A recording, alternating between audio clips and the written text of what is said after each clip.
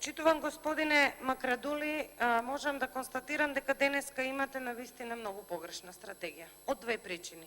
Првата причина е барате од нас, вие, Јани Макрадули, кој од тука викаше, тропаше и со тоа се гордеете, во ред. Прв почна да ја политизира оваа тема, вие први шетавте со маски, одевте по протести и вие први ја исполитизиравте оваа тема. И второ, денес, наместо да понудите стратегија, план и не повикувате заеднички тука да го усвоиме, а ние немаме ништо против тоа, се одлучивте на еден многу непопуларен начин да ја придобиете опозицијата, да навредувате со ad hominem напад. И знаете како велат, кога немаш аргументи, тогаш навредуваш. Господине Макрадули, деновиве македонската филмска, па и целата јавност го очекува, се надеваме, Оскарот за филмот Медена земја, кој што го имаат направено ентузијасти првично, сакајки да направат снимки за животна средина, па понатаму, еве, премина во една прекрасна животна приказна, која што се надеваме дека ќе добие Оскар. Но знаете што? Поради вашето неработање, Оскарот веќе неколкократно го добива Скопје. Вчера беше Скопје прв.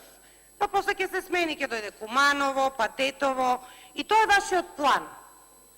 И замислете, почитувани граѓани, овој заменик министер, кој што вели дека има план, вели дека сензорите биле порачани од AliExpress или не знам, од Alibaba, и јас би рекла, што да кажам на ова, освен дека сте дрзок шегобиец. Дрзок шегобиец. Имате едно писмо, еве, од Движењето за чист воздух. Немав намера денеска тоа да го прочитам, но, еве, вие сами си го баравте, така не навредивте сите. Нема пратеник од опозицијата кој што не го навредивте. И ви вели, друже Јани, ти си наше светло на крајот од индустрискиот оджак, ти си безценет колку концесија за мала хидроцентрала, сјај во очите на генерален директор, борец против ќумбиња, цар на сите стратегии.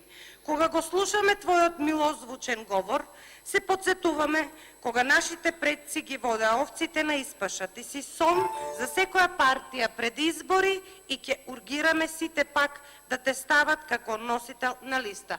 Ова не го кажува ВМРО-ДПМНЕ, ова го кажува граѓанска организација за кој што вие велите дека соработувате, но ве критикуваат и велат дека се она што сте се договориле, како и за се друго за овие 3 години, не сте го испорачале.